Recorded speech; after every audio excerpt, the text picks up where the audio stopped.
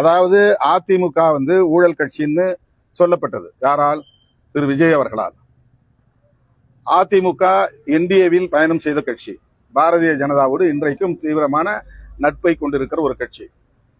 அந்த கட்சியை சார்ந்த சிலர் அந்த கட்சியை உடைத்துக் கொண்டு வெளியே வந்து இந்த ஆட்சிக்கு ஆதரவு தருகிறார்கள் என்பதில் எங்களுக்கு ஒன்றும் பிரச்சனை இல்லை.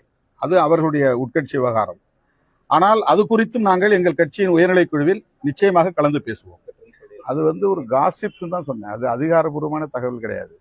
யாரும் தனிப்பட்ட முறையில் அதிகாரப்பூர்வமாக இந்த தரப்பு தலைவரோ அந்த தரப்பு தலைவரோ இப்படி ஒரு முயற்சி எடுக்கிறோம், அதுக்கு நீங்கள் ஒத்துழைப்பு கொடுங்க அப்படின்னு யாரும் நம்மகிட்ட சொல்லலை. நான் மறுபடியும் சொல்கிறேன், இது காசிப்ஸ். எல்லா இடத்துலையும் பேசுறது தான். அதை வந்து ஒன்றும் ரகசியமாக 1 to 1 யாரும் பேசலை. 2 தனிநபர்களுக்கு இடையில பேசப்பட்ட செய்தி இல்லை. எல்லாம் கும்பலாக இருக்கிற இடத்துல தான் பேசுகிறாங்க. இது மாதிரி பேசுகிறாங்களா உங்களுக்கு தெரியுமா, இப்படி சொல்லிக்கிறாங்களா உங்களுக்கு தெரியுமா அப்படிங்கிற ஒரு காசிப்ஸ் தான். அது ஒரு கிசுகிசுப்பு அல்லது ஒரு முணுமுணுப்பு, அவ்வளவுதான். அதைத்தான் நம்ம சொல்கிறோம். இது வந்து நாங்கள் மூடு மந்திரமான ஒரு செய்திகள்ல. இது 2 பேருக்கு இடையில தனியாக நாங்கள் ஒரு மூடப்பட்ட அறையில் உட்காந்து பேசுகிறோம். 10 பேர் முன்னால தான் எல்லாரும் பேசுகிறாங்க. இப்படி பேசிட்டு இருக்காங்களா உங்களுக்கு தெரியுமான்றாங்க. அப்படி பேசுறதே தப்பு, அப்படி பேசுறது நல்லது இல்லைன்னு சொல்றோம், அவ்வளவுதான். அது நாங்க கூட்டணி கட்சி தலைவர்கள் எப்ப வேணாலும் கூப்பிட்டாங்களா. 5ஆம் தேதி போய் சந்திச்சோம், 7ஆம் தேதி போய் சந்திச்சோம், 8ஆம் தேதி சந்திச்சோம். இன்னமும் அந்த கூட்டணியில் இருக்கிறேன்னு தான் நான் சொல்லிட்டு இருக்கிறேன். இப்ப நாளைக்கு கூப்பிட்டா கூட போய் நான் சந்திப்பேன். இதுல என்ன இருக்குது? நாங்க வந்து வெறும் தாவேகா ஆட்சி அமைப்பதற்காக மட்டும்தான் எங்களுடைய ஆதரவை நாங்கள் நல்கி இருக்கிறோம். அங்க வந்து 2 சீட்ல வந்து ஒரு ஆட்சி அமைய முடியாமல் போயிடக்கூடாதுங்கிறதுனால, பிரசிடென்ட் ரூல் இங்க வந்துடக்கூடாதுங்கிறதுனால, மறுபடியும் ஒரு தேர்தல் வந்துவிடக்கூடாது என்பதனால எங்க கூட இருந்த கட்சிகள், காங்கிரஸ், இடதுசாரிகள், இவங்கெல்லாம் ஏற்கனவே அவங்களுக்கு ஆதரவை நல்கி இருக்கிற சூழலில் 2 இடங்களால் ஒரு ஆட்சி அமைவதை விடுதலை சிறுத்தைகள் தடுத்து விட்டது என்ற குற்றச்சாட்டு எழுந்துவிடக் கூடாது என்கிற பொறுப்புணர்வோடு நாங்கள் அந்த முடிவை எடுக்கிறோம் என்று நான் வெளிப்படையாக சொல்லிவிட்டேன். வெளியிலிருந்து ஆதரவு, அன்கண்டிஷனல் சப்போர்ட், எந்த சூழலிலும் நாங்கள் வந்து அந்த அமைச்சரவையில் இடம்பெற மாட்டோம் என்பதை ஏற்கனவே நான் சொல்லியிருக்கிறேன். எங்க கட்சி தோழர்கள், முன்னணி தோழர்கள் அமைச்சரவை இடம்பெற வேண்டும் என்று இன்னும் பேசிக் கொண்டிருக்கிறார்கள். அது வேறு. ஆனால் ஒரு கட்சியின் தலைவர் என்கிற முறையில் நான் எடுத்த முடிவை அதிகாரபூர்வமாக செய்தியாளர்கள் சந்திப்பில் அறிவித்து விட்டேன். அந்த அறிவிப்பிலேயே சொன்னேன், நாங்கள் திமுக கூட்டணியில் தான் தொடர்கிறோம், எங்களுடைய ஆதரவை மட்டும் நல்குகிறோம் அப்படின்னு சொன்னேன். அந்த வட்டாரத்துல இப்படி எல்லாம் பேச்சு இருக்கு, உங்களுக்கு தெரியுமான்னு கேட்டாங்க. அவ்வளவுதான். ஆதரவு கடிதம் வழங்கினதுக்கு அப்புறம் நீங்க செய்தியாளர் சந்திப்புக்கு வர்றப்ப கூட உங்களுக்கு அழைப்பு வந்துச்சு.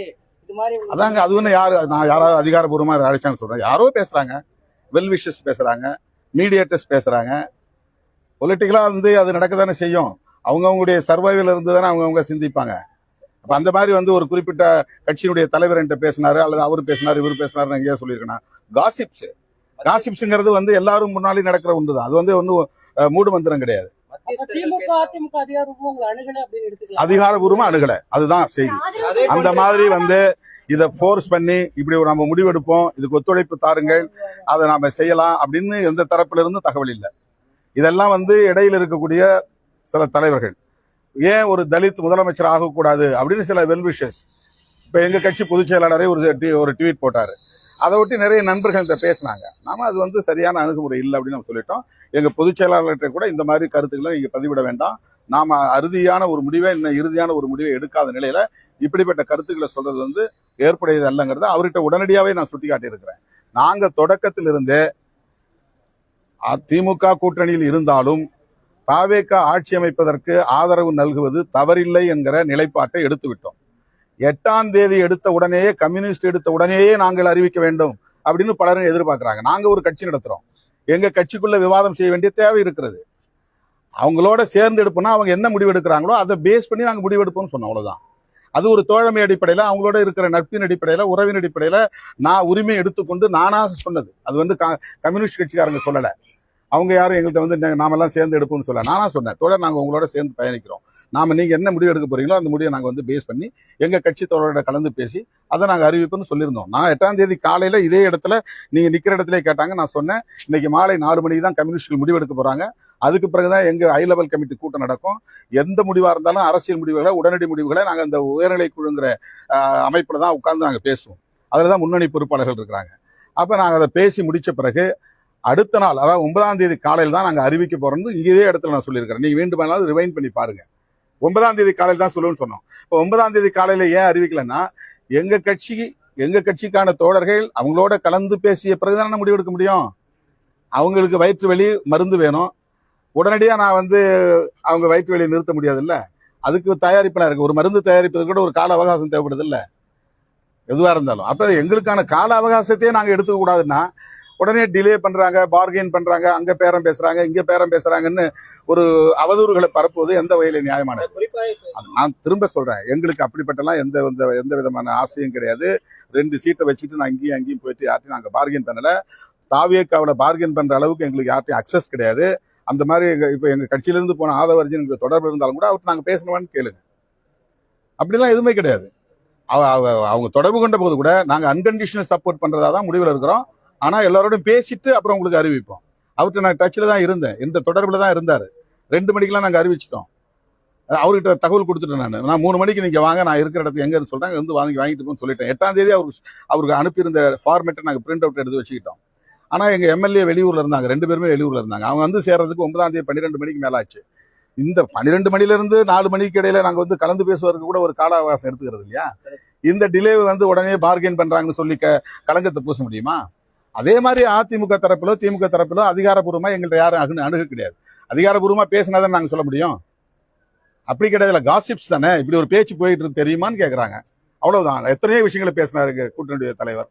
எங்கிட்ட வந்து நாங்க ஒற்றுமையா இருப்போம், நம்ம சேர்ந்து செயல்படுவோம் அப்படிங்கிற கருத்தை 5ஆம் தேதி சொன்னார். அதே கருத்தை எங்களுக்கு 7ஆம் தேதி சொல்றாரு. நாம ஏன்னா நாங்க வந்து நீண்ட காலம் அவங்களோட டிராவல் பண்ணிருக்கிறோம். கொஞ்ச நாள் இல்ல, நீண்ட காலம் 3-4 பொது தேர்தலில் சந்திச்சிருக்கிறோம். அப்படிங்கிற நிலையில அந்த உரிமையோட எங்களோட அவர் வந்து பேசுறாரு, அவ்வளவுதான். இதுல வந்து ஒரு கருத்து இப்படி வந்துச்சு, அதுவே நாங்க வந்து முதல்லயே அதை நாங்க ரிஜெக்ட் பண்ணணும் தான் சொன்னே தவிர, இது குறிப்பா அதிகாரப்பூர்வமா நாம இந்த முடிவு எடுப்போம், நீங்க ஒத்துழைப்பு கொடுங்க, நீங்க வந்து வெயிட் பண்ணுங்க அப்படிலாம் யாரும் எங்கள்கிட்ட சொல்லல. அது தவறான தகவல், காசிப்ஸை தான் நான் சொல்றேன். இது வெளியில பரவலா பேசப்பட்ட பிறகுதான் நான் சொல்றேன். பலரும் யூகங்களா எழுதிய பிறகுதான் நான் அதை சொல்றேன். இதை வந்து முற்றிலும் மறுக்கக்கூடிய விஷயம் இல்லை, காசிப்ஸ் தான். மறுபடியும் சொல்றேன், அது வந்து கிசுகிசுப்பு தான். யாரும் எங்கள்கிட்ட நேரடியா இந்த கட்சி தலைவர் அல்லது இந்த கட்சி தலைவர் இப்படி நம்ம பேசலாமா, இது மாதிரி நம்ம திட்டமிடலாமா அப்படிலாம் யாரும் பேசல. இந்த மாதிரி இருக்கு, பேச்சு போய்கிட்டு இருக்கு, இது உங்களுக்கு தெரியுமா? ஏன் இது வந்து ஒரு டிஸ்கஷன்ல வராத அந்த கருத்து? அவ்வளவுதான். அதுதான் நான் சொல்றேங்களே, அது வந்து 8ஆம் தேதி இரவு தான் அது மாதிரி ஒரு கருத்து வந்துச்சு, எங்கிட்ட சொன்னாங்க. அது வந்து நான் வந்து ஃபன்னியா எடுத்துக்கிட்டேன், அவ்வளவுதான். தமிழ்நாட்டு அரசியல் வந்து சமூக நீதி மண் என்று சொன்னாலும், பெரியார் மண் என்று சொன்னாலும், இன்னும் சாதிய இறுக்கத்திலிருந்து விடுபடாத ஒரு மாநிலம்.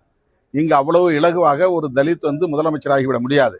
அதெல்லாம் முற்றிலும் உணர்ந்தவன் நான். அது யாரோ சொல்றதை கேட்டுட்டு அதுக்காக நான் வந்து காத்திருக்கக்கூடியவன் அல்ல. நான் வந்து 35 ஆண்டு பொது வாழ்க்கை, 40 ஆண்டு பொது வாழ்க்கையில் இருக்கிறேன். 25 ஆண்டுகளா தேர்தல் அரசியல் களத்தில் இருக்கிறேன். தேர்தல் அரசியலுக்கு வந்து 25 வருஷம் ஆகுது. அதனால என்ன கிரவுண்ட் ரியாலிட்டி என்னங்கிறது எனக்கு தெரியும். அதனால யாரோ சொல்றது கேட்டுக்கிட்டு நான் வந்து ஒரு கற்பனையான வாழ்க்கைக்கு போக மாட்டேன். நாங்க அப்படின்னா நான் எதுக்காக கம்யூனிஸ்ட் போய் நானா போய் சொல்லணும்? ஏன் நான் கமிட் பண்ணணும்? எனக்கு அப்படி ஒரு ஆசை இருந்தா நான் வந்து என்ன நானே தனிமைப்படுத்திக்கிட்டு நாம பொறுமையா முடிவெடுப்போம், யாரோட நம்ம வந்து போய் சேர வேண்டாம், அவங்க எடுக்கிற முடிவு எடுக்க வேண்டாம் அப்படின்னு இருக்கலாம் இல்லையா? அல்லது பதவிதான் ஆசை நினைச்சா தாவேக்காவில காங்கிரஸ் முன்னால என்னால போய் கை நீட்டி இருக்க முடியாதா? எனக்கு வேண்டியவர்கள் அங்க நிறைய நண்பர்கள் இருக்கிறாங்க, அவங்களோட என்னால உறவாட முடியும், மறுபடியும் அவங்களோட பேச முடியும். அப்படி யார்கிட்டையும் நம்ம வந்து தொடர்பு கொள்ளலையே. உடனடியா போய் அவங்கள்ட்ட வந்து நாங்க உங்களோட சேர்ந்துக்கிறோம், எங்களுக்கு ஏதாவது கொடுங்க அப்படின்னு நாங்க கேட்கலையா? கடைசி நிமிஷம் வரலாம் அவங்க வந்து எங்களுடைய லெட்டர் வேணும் அப்படிங்கறது வந்து தொடர்பு கொண்டு கேட்டாங்க. ஆதவர்ஜன் கேட்டாரு. நான் சொன்ன 7ஆம் தேதி அவர் சந்திச்சுன்னு சொல்ல போனா 7ஆம் தேதி ஆதவர்ஜன் இந்த விஷயங்களை பத்தி அவர் எங்கள்கிட்ட பேசணும்னு சொல்லி விரும்பினாரு. என்னன்னு சொல்லுங்கன்னு கேட்டேன். காங்கிரஸ் வந்து இந்த மாதிரி எங்களுக்கு சப்போர்ட் பண்றாங்க, இதுக்கு ஒரே காரணம் செக்யூலர் ஃப்ரண்ட் கவர்மெண்ட்டை நாங்கள் உருவாக்கணும், ஒரு செக்யூலர் கவர்மெண்ட்டை உருவாக்கணும் அப்படிங்கிறது தான் எங்களுடைய ஆசை. அதனால நாங்கள் வந்து காங்கிரஸ், இடதுசாரிகள், உங்களை மாதிரி இருக்கிறவங்க இந்த கவர்மெண்ட்டை சப்போர்ட் பண்ணால் நல்லா இருக்குங்கிற விஷயத்தை அவர் எடுத்து சொன்னார். அவர் அப்படி சொல்லும்போது நான் சொன்னேன், இவ்வளவு நாளாக நாங்கள் உங்களை வந்து பிஜேபி ஆதரவு கட்சி இயக்கம் அப்படின்னு வந்து விமர்சனம் பண்ணியிருக்கிறோம், விடுதலை சிறுத்தைகள் விமர்சனம் பண்ணியிருக்கிறோம், திமுக பண்ணல, மற்ற கட்சிகள் பண்ணல.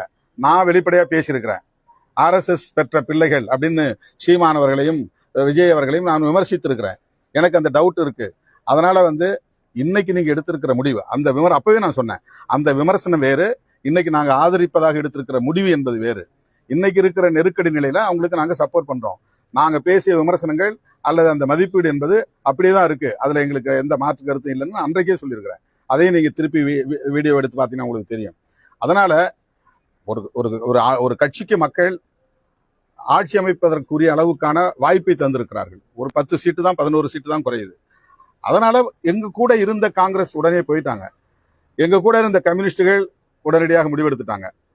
எங்க கட்சி தேசிய கட்சியா இல்லாம இருக்கலாம், ஆனா எங்களுக்குன்னு ஒரு வடிவம் இருக்கு, எங்களுக்குன்னு ஒரு நடைமுறை இருக்கு. அந்த நடைமுறையை பின்பற்றி தான் நான் ஒரு முடிவு எடுக்க முடியும். நான் ஒன்றும் ஆட்டோகிராட் இல்லை. எங்க கட்சிக்குள்ள எந்த முடிவா இருந்தாலும் டெமோக்ராட்டிக்கா தான் நாங்க டிஸ்கஸ் பண்ணி தான் நாங்க எடுத்துருக்கிறோம். அப்ப அதுக்கான கால அவகாசத்தை எடுத்துக்கிட்டோம். இப்போ வாய்க்கு வந்தது 6 ஆளுக்கு வந்து பேசுறாங்க அப்படிங்கும்போது அதுக்கு உரிய விளக்கத்தை நான் கொடுக்குறேன். இந்த விளக்கத்துல வந்து இந்த சம்பவங்கள்லாம் நடந்ததுன்னு சொல்றேன். அந்த சம்பவங்கள் அதிகாரப்பூர்வமாக சொல்லப்பட்டவை அல்ல, ஃபோர்சிபிளா சொல்லப்பட்டவை அல்ல, ஒரு காசிப்ஸ் உங்களுக்கு தெரியுமான்னு கேட்டாங்க, அவ்வளவுதான். இப்ப வருங்காலத்துல இப்ப அதிமுக தாவேக்காக ஆதரவு அளிக்கும் பட்சத்துல நம்மளோட ஆதரவு வந்து திரும்ப பெறப்படுமா? ஏன்னா எது? இந்த அப்பவும் நாங்க எங்க தோழர்களோட கலந்து பேசி தான் முடிவு பண்ணுவோம். அதாவது அதிமுக வந்து ஊழல் கட்சின்னு சொல்லப்பட்டது யாரால்? திரு விஜய் அவர்களால். அதிமுக என்டிஏவில் பயணம் செய்த கட்சி, பாரதிய ஜனதாவோடு இன்றைக்கும் தீவிரமான நட்பை கொண்டிருக்கிற ஒரு கட்சி.